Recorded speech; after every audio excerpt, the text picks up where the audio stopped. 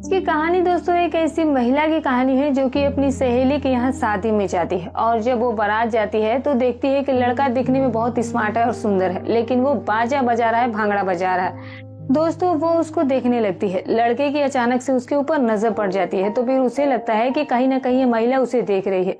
अब दोनों की ही नजरें जो थी वो हमेशा एक दूसरे से मिली ही रही और ये जो नैनो का नैनाचार होता रहा दोस्तों एक ऐसे मोड़ पर जाकर खड़ा हो गया कि मौका पा करके वो लड़का उस महिला के पास जाता है और फिर दोनों बातचीत करने लगते हैं और बातों का सिलसिला कुछ इस कदर बढ़ जाता है कि आप दोस्तों कल्पना भी नहीं कर सकते हैं। बात करते करते महिला कहती है कि तुम भांगड़ा तो बहुत अच्छा बजाते हो, तो लड़का कहता है कि मैं भांगड़ा ही नहीं बजाता, मैं बल्कि सब कुछ अच्छे से बजाता हूँ। इतना सुनते ही उस महिला के अंदर की दोस्तों जो भावना थी वो कुछ घूमना शुरू हो जाती है, कुछ इधर उधर उसके मन में चलने लगता है। मौका भी था क्योंकि उसके साथ उसका पति भी आज साथ नहीं था। आज वो जिंदगी वो जीना चाहती थी, शायद वो खुशी, वो पल, वो एहसास अब तक उसे नहीं मिला था। वो खुशी अपने वैवाहिक जीवन में उसे नहीं मिली थी जिस चीज की उसे जरूरत थी। दोस्तों उस भांगड़े वाले के करीब में आ जाती है और फिर रात में जब सभी लोग सो जाते हैं तो सुनसान जगह देख करके उसके साथ वो जो करने लगती है वो आप कल्पना भी नहीं कर सकते। बहुत ही इंटरेस्टिंग कहानी, बहुत ही रोचक कहानी है। पूरा वीडियो जरूर देखिएगा, इसकी बिल्कुल मत कीजिएगा।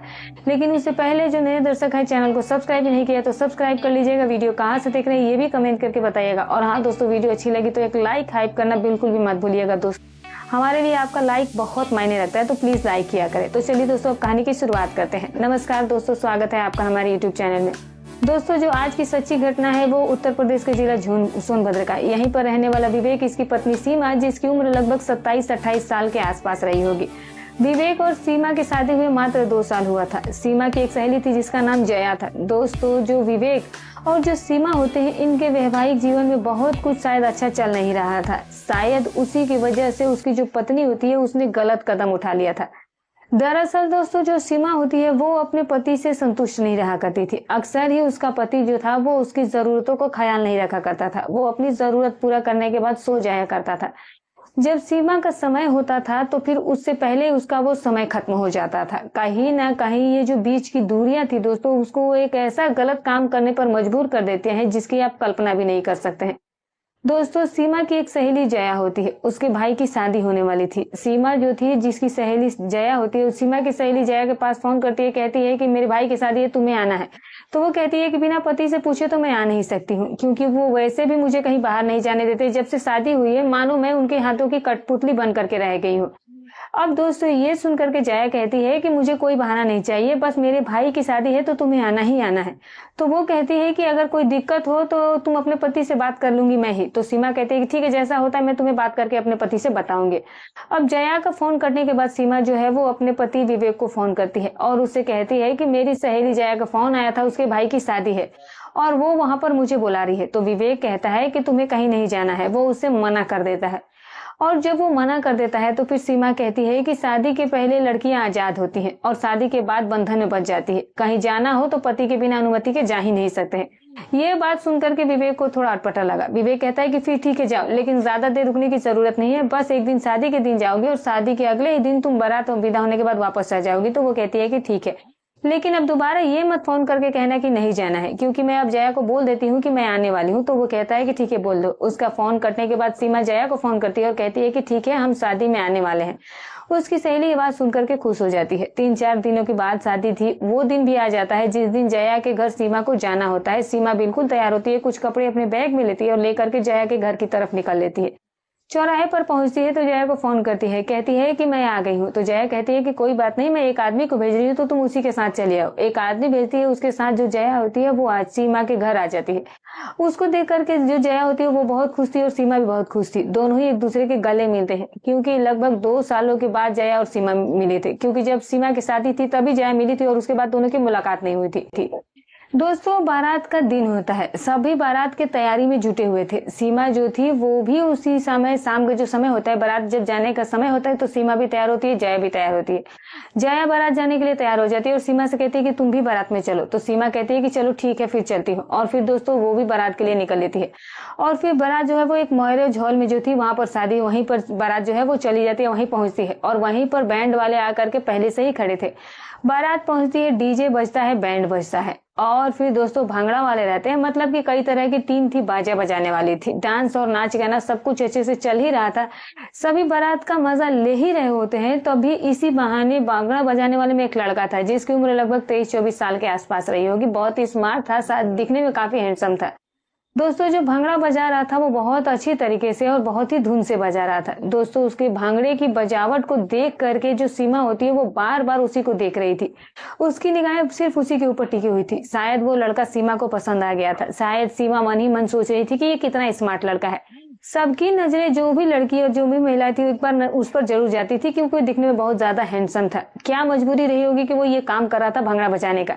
दोस्तों जब वो देख रही थी तभी अचानक उस लड़के की नजर भी सीमा के ऊपर पड़ जाती है। जब दोनों की नजर एक होती है तो सीमा सामने से हल्का सा मुस्कुरा देती है। जब सीमा मुस्कुराती है तो फिर उसके जवाब में वो भी मुस्कुरा देता है। अब सीमा और उसकी नजरें जो थी वो हमेशा एक दूसरे से मिली रहती थी, वो एक दूसरे को देखा करते रहते थे। और दोस्तों ये सिलसिला चलते रहता है। बारात कब मैरिज हॉल पहुंच जाता है पता ही नहीं चलता है। सीमा अब नाचने के बजाय सिर्फ उसे एक टक शुरू से लेकर आखिर तक देखते ही रह जाती है। बारात वहां पर पहुंच जाती है। जो भी सारी औपचारिकताएं रस्मी होती है शादी की वो हो रही थी, लेकिन वो लड़का सीमा के नजरों के बिल्कुल ठीक सामने था और सीमा उसे देख करके मुस्कुरा रही थी। ये मुस्कुराहट और ये एक दूसरे को देखना कहीं ना कहीं साफ साफ ये जाहिर कर रहा था कि सीमा जो है वो उसके साथ उसे काफी पसंद करने लगी है। दोस्तों जब जयमाल हो रहा होता है तो फिर सीमा जो है वो सामने ही बैठी थी और तभी अचानक से वो लड़का उसके पास आ जाता है और फिर उससे कहता है कि पानी के बतासे खाओगी। इतना सुनते ही सीमा चौंक जाती है। देखती है तो पीछे वही लड़का खड़ा था। सीमा अपने आप को रोक नहीं पाती है, कहती है कि हाँ बिल्कुल खाऊंगी और सीमा उसके साथ पानी के बतासे खाने चली जाती है। वो लड़का और वो दोनों बैठ करके एक जगह पर बैठ करके बतासे खाते हैं और फिर दोनों के बीच में बातचीत शुरू हो जाती है। दोस्तों दोनों के बातों का सिलसिला बढ़ता जाता है और बढ़ते बढ़ते दोनों के नंबर एक्सचेंज हो जाते हैं और फिर वो लड़का बातों को बढ़ाने लगता है और बढ़ाते बढ़ाते वो उसकी निजी जिंदगी में आ जाता है।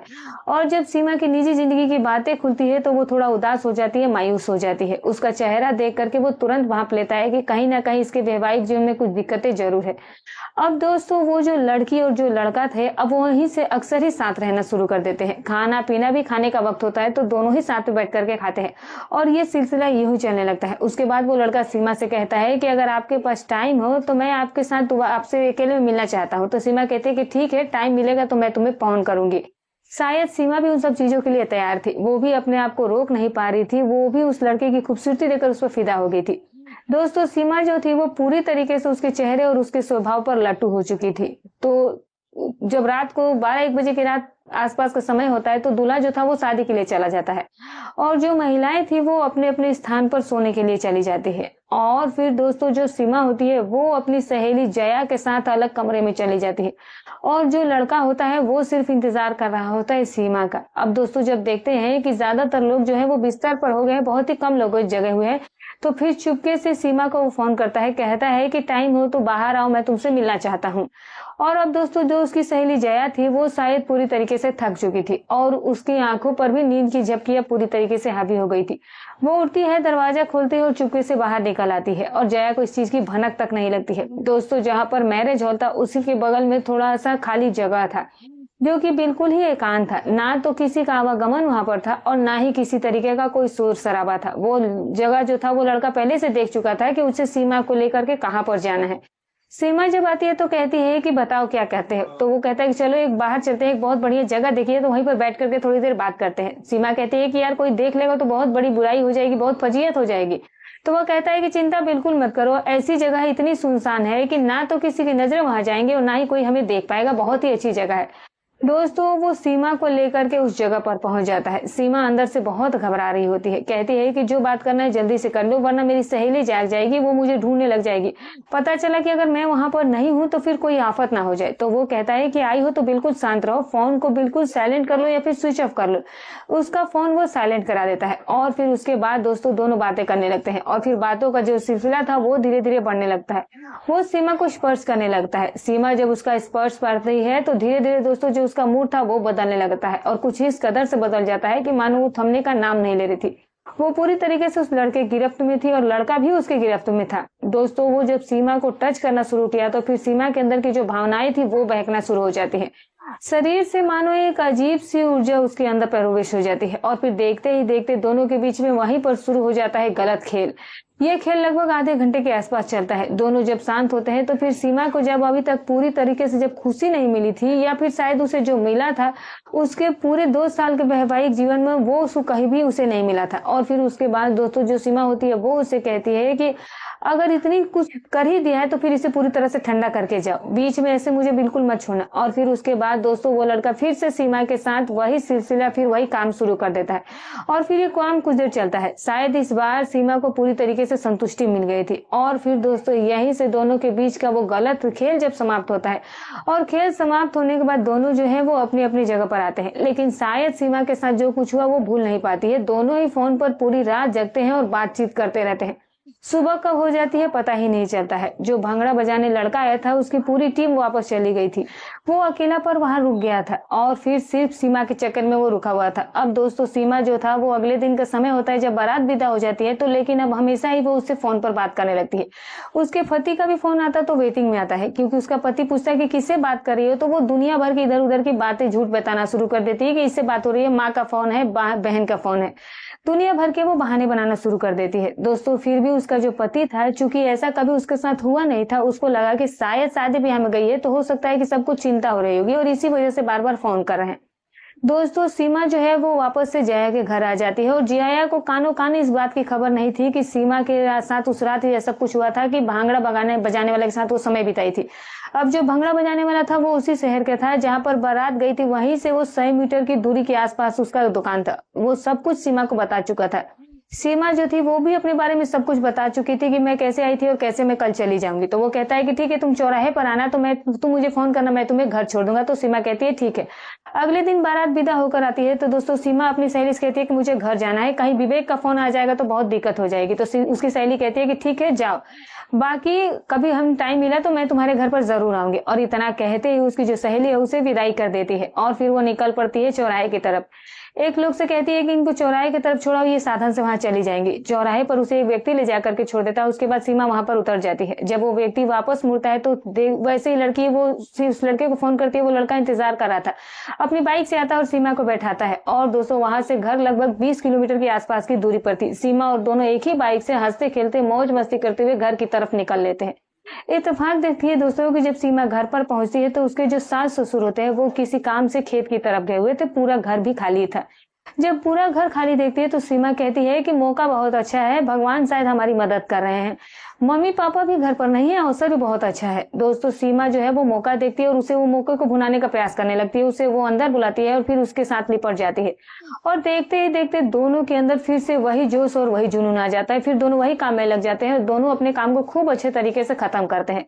सीमा को ये पल जो था वो अब कहीं ना कहीं बहुत अच्छा लगा, क्योंकि जो रात में हुआ था वो तो शायद जल्दबाजी में हुआ था और जो कुछ आज हुआ वो बहुत इत्मीनान से हुआ। उस रात जो भी हो, सीमा ने जो भी पल बिताया था वो पल उसके दिल में एक तरीके से घर भर कर चुका था।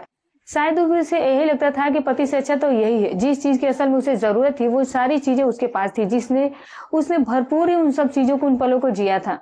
अब दोस्तों सीमा को छोड़ करके वो जाने लगता है। सीमा की आंखें भर आती है, क्योंकि इस 24 से 48 घंटे के बीच में जो कुछ हुआ ये कुछ उसने अपने जीवन में कभी कल्पना भी नहीं किया था कि ऐसा भी कुछ उसकी जिंदगी में हो सकता है। दोस्तों विवेक बाहर रहता था, लेकिन अब उस सीमा और उस लड़के के बीच अक्सर ही फोन पर बातें होने लगती है। बातों का सिलसिला कुछ इस कदर बढ़ जाता है कि जब भी विवेक फोन करता है तो उसका फोन वेटिंग में आने लगा था।